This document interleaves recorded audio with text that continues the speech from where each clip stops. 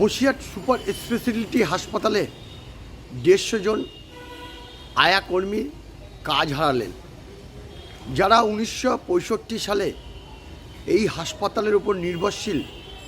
সীমান্ত থেকে সুন্দরবনের 10টি ব্লকের 50 লক্ষ মানুষের পরিষেবা দিয়ে আসছেন। অর্থাৎ যে রুগীরা ভর্তি হতো তাদের দিবারাত্র তাদের পাশে থেকে তাদের সমস্ত পরিষেবা দিতেন, তার বিনিময়ে তারা কিছু অর্থ পেতেন। বর্তমানে তাদের দিনে 120 টাকা করে তাদের রোজগার ছিল, কিন্তু রাজ্য সরকারের স্বাস্থ্য দপ্তরের নির্দেশ হয়েছে 31শে আগস্ট মেনে অর্থাৎ মধ্যে তাদেরকে এই হাসপাতাল ছেড়ে চলে যেতে হবে। এই বিষয়ে বসিরহাট সুপার স্পেশালিটি হাসপাতালের সিওমেজ রবিউল ইসলাম গাইন বলেন, স্বাস্থ্য দপ্তরে কোনো গাইডলাইন নেই।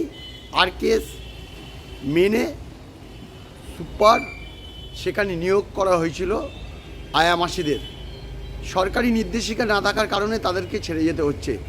এই নিয়ে তারা ক্ষোভে ফেটে পড়েছেন। তারা বলছেন, করোনা মহামারীর সময় আমরা জীবনের ঝুঁকি নিয়ে কাজ করেছি, এমনকি আমাদের 2 জন আয়া অর্থাৎ সহকর্মী মারা গেছেন। আমাদের স্বামীরা কেউ ক্যান্সারে আক্রান্ত, কেউ আবার অসুস্থ হয়ে পড়ে রয়েছেন। এখান থেকে অর্থাৎ পাবলিকের টাকা, রুগী পরিজনের যে অর্থ দেয় তাদের পরিশ্রমিক, সেই টাকা নিয়ে তারা সংসার দিন গুজরান করেন। সংসারে কীভাবে চালাবো এবং যারা অসুস্থ রয়েছে বাড়িতে, এমনকি ছেলে মেয়েদের কীভাবে খাওয়াবো, এই নিয়ে কিন্তু তারা রীতিমতো হতাশায় ভেঙে পড়েছে। তারা বলছেন যে আমরা সরকারি টাকা নেই না, সাধারণ পাবলিকের থেকে পরিষেবা দিয়ে টাকা পাই, তারপরেও আমাদেরকে বের করে দেওয়া হয়েছে। অর্থাৎ 31শে আগস্টের মধ্যে এই হাসপাতাল ছেড়ে চলে যেতে বলেছে। এখন প্রশ্ন হচ্ছে, এই বসিরহাট হাসপাতালে প্রায় 150 জন আর কি আয়া মাসি আছে, যাদেরকে আর কি সুপার বলেছেন যে আর কি কাজ করতে হবে না। তো সরকারি গাইডলাইন কি আছে, কেন তাদেরকে বারণ করা হবে? আমার যতদূর জানা আছে যে সরকারি কোনো নির্দিষ্ট গাইডলাইন এই ক্ষেত্রে আমরা পাইনি। যেহেতু গাইডলাইনে নেই, সুতরাং সেই জন্য করে সুপার আরকেএসের সিদ্ধান্ত নিয়ে এটা করেছেন। তো আরেকটা বিষয়, এটাই আমার হসপিটালে পানীয় জলের একটা কল, এই বিষয়টা কি বলবেন? হ্যাঁ, পানীয় জলের সমস্যা আছে, সেটা আমরা দেখছি, মিলবে শীঘ্রই মিটে যাবে। কিন্তু আয়া মাসিদের বাদ দেওয়ার কারণটা কি? কি হয়েছে বলেন, জোরে বলেন। 31 তারিখে চলে যেতে বলেছে হসপিটাল থেকে। হ্যাঁ, আমরা 1 মাস নোটিশ দিয়েছি,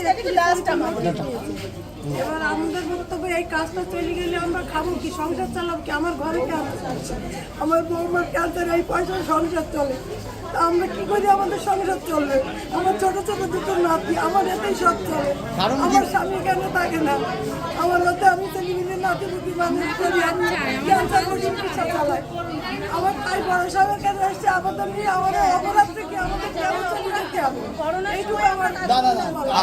আপনারা প্রতিদিন একটা পেশেন্টের কাছ থেকে কত করে নেন? 120 টাকা। আচ্ছা 120 টাকা আমরা নেই। আচ্ছা, এর উপরেই আপনাদের সংসার চলে। আমাদের সংসার। এই আপনারা কি চাইছেন?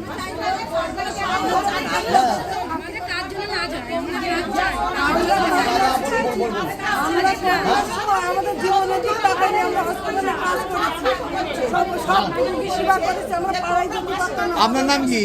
কল্পনা বিষয়। আপনারা আজকে হাসপাতালে সুপারের সঙ্গে দেখা করছেন কেন? কারণটা কি সমস্যা আপনাদের? কি সমস্যা? আমাদের কাজ করতে দেবে না, আমাদের বেরিয়ে যেতে বলছে। আচ্ছা, আপনারা কত বছর ধরে কাজ করছেন? তা আমাদের 50 হয়ে গেছে। স্বাধীনতার পর থেকে? হ্যাঁ। হ্যাঁ, আচ্ছা, কি চাইছেন? কি বলেছে কি আপনাদের?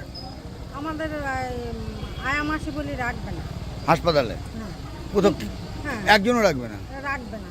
আচ্ছা, কিন্তু আমরা তো সরকারি পয়সা খাই না, কোম্পানির পয়সাও খাই না, আমরা তো পার্টির পয়সা খাই, যাদের রুগী দেখাশোনা করি সেই পয়সাটাই খাই।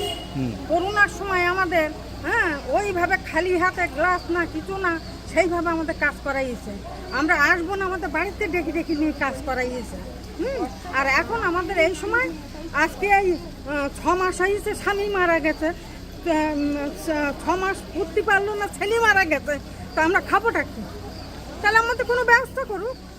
আচ্ছা, তাহলে আপনাদের কি এর উপরই সব সংসার? এর উপরই সংসার, ছেলে নাই, আচ্ছা তাহলে খাবার হবে কে আমার?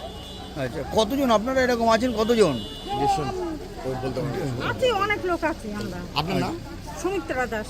এদিকে আসুন আসুন। কাজ করছি, করোনার সময় আমরা কাজ করেছি, যার জন্য আমারও করোনা হয়েছে, কতগুলো মেয়ে রয়েছে, একজন মারাও গেল, যাই হোক, মারাও গেল। তাহলে আমাদের কেন চাটানো হবে? আমাদের কেন বলে যে এরকম অপমান কেন করবে? আপনাদের কি বলেছে?